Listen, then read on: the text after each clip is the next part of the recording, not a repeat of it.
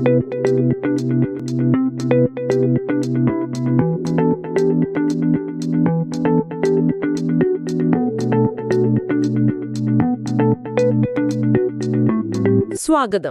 നമ്മളിന്ന് നോക്കുന്നത് ഖണ്ഡികകൾ, അതായത് പാരഗ്രാഫ്സ് എങ്ങനെ ക്രമീകരിക്കാമെന്നതിനെക്കുറിച്ചുള്ള ഒരു പഠന സഹായിയാണ്. അതെ.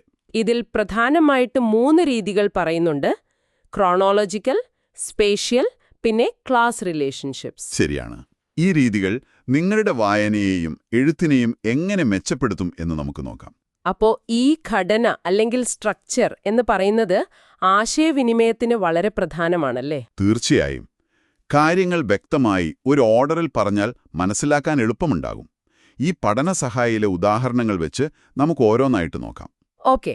അപ്പോ ആദ്യത്തേത് ക്രോണോളജിക്കൽ സീക്വൻസ്, കാലക്രമം. അതായത് സംഭവങ്ങൾ നടന്ന ആ ഒരു സമയത്തിന്റെ ഓർഡറിൽ പറയുന്ന രീതി. ജീവചരിത്രങ്ങളിലൊക്കെ ഇത് സാധാരണമാണല്ലോ. അതെ, കഥകളിലുമുണ്ടാവാം, അല്ലെങ്കിൽ ഒരു പ്രക്രിയ വിശദീകരിക്കുമ്പോഴും. റൊണാൾഡ് റോസിന്റെ കാര്യം തന്നെ എടുത്താൽ ജനനം തൊട്ട് പഠനം തുടങ്ങിയത്, പിന്നെ ആ കണ്ടുപിടുത്തം നടത്തിയത് വരെ.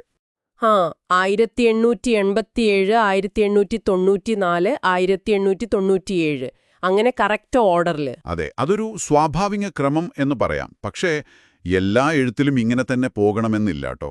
ഹോഹോ. ചിലപ്പോൾ എഴുത്തുകാർക്ക് പ്രാധാന്യം കൊടുക്കാൻ തോന്നുന്ന കാര്യങ്ങളനുസരിച്ച് സമയത്തിലൂടെ ചിലപ്പോൾ മുന്നോട്ടു പോകും, ചിലപ്പോൾ പിന്നോട്ട് വരും.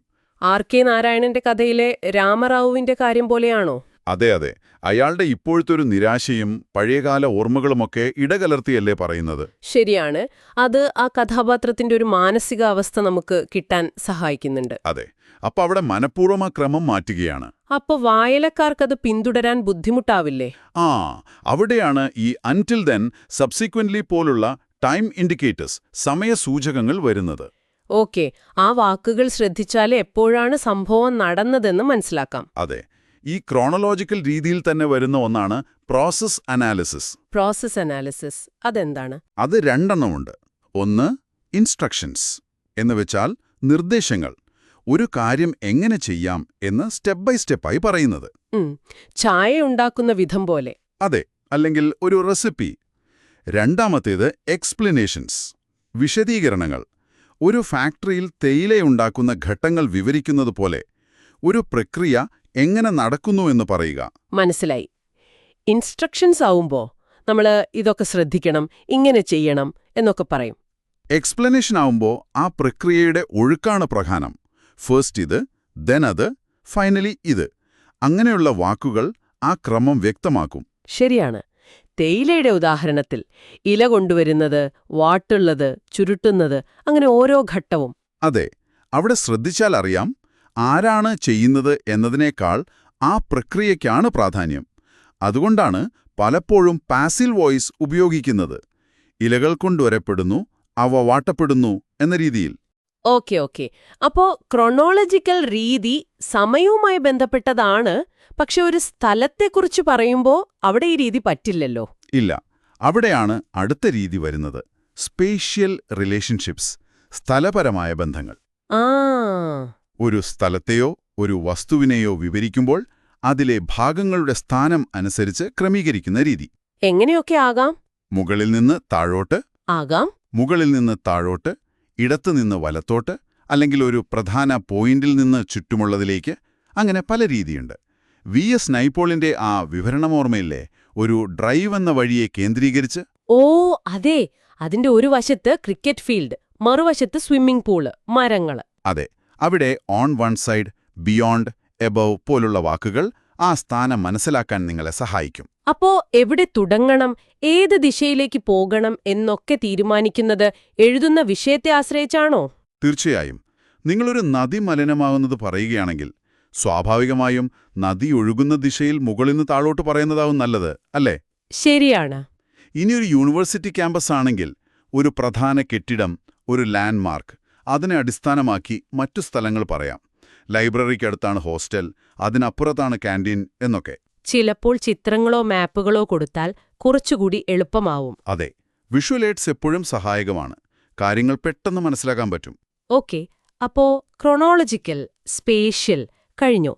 ഇനി മൂന്നാമത്തത് ക്ലാസ് റിലേഷൻഷിപ്സ്, വർഗീകരണം. അതായത് കുറേ കാര്യങ്ങളെ അവയുടെ സമാനതകളും വ്യത്യാസങ്ങളും അനുസരിച്ച് തരംതിരിക്കുന്നത്.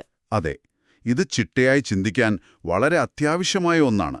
ഉദാഹരണത്തിന്, ആളുകളെ ജോലിയുടെ അടിസ്ഥാനത്തിൽ തിരിക്കുന്നത് പോലെയാണോ ഡോക്ടർമാർ, എഞ്ചിനീയർമാർ? അതുതന്നെ. അല്ലെങ്കിൽ നികുതികൾ, ഡയറക്ട് ടാക്സ്, ഇൻഡയറക്ട് ടാക്സ് എന്നിങ്ങനെ.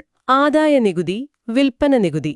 അതെ, ഇങ്ങനെ തരം തിരിക്കുമ്പോൾ, ക്ലാസിഫിക്കേഷൻ ചെയ്യുമ്പോൾ പ്രധാനമായിട്ടും ചില കാര്യങ്ങൾ ശ്രദ്ധിക്കണം. എന്തൊക്കെയാണത്? ഒന്നാമതായിട്ട്, ഒരു അടിസ്ഥാന തത്വം, ഒരു പ്രിൻസിപ്പിൾ വെച്ചായിരിക്കണം തരംതിരിക്കുന്നത്. ഇപ്പോൾ കാറുകളെ തരംതിരിക്കുകയാണെങ്കിൽ വലുപ്പം മാത്രം നോക്കുക, അല്ലെങ്കിൽ നിറം മാത്രം നോക്കുക. അല്ലാതെ വലുപ്പവും വിലയും നിർമ്മാതാവും എല്ലാം കൂടി ഒരുമിച്ച് നോക്കിയാൽ ശരിയാവില്ല. ആശയക്കുഴപ്പമാകും. അതാണ് കൺസിസ്റ്റൻസി. ആ തത്വം അവസാനം വരെ പാലിക്കണം. ഓക്കേ. പിന്നെ കംപ്ലീറ്റ്നെസ്. അതായത് നിങ്ങൾ തരംതിരിക്കുന്ന ഗ്രൂപ്പിലെ എല്ലാ ഐറ്റംസും ഏതെങ്കിലും ഒരു വിഭാഗത്തിൽ വരുന്നുണ്ടെന്ന് ഉറപ്പാക്കണം. ഒന്നും വിട്ടുപോകരുത്. ശരി. എല്ലാത്തിനും ഒരു സ്ഥാനം ഉണ്ടാവണം. അതെ. ചിലപ്പോൾ ചില കാര്യങ്ങൾ ഒന്നിൽ കൂടുതൽ വിഭാഗത്തിൽപ്പെടാം.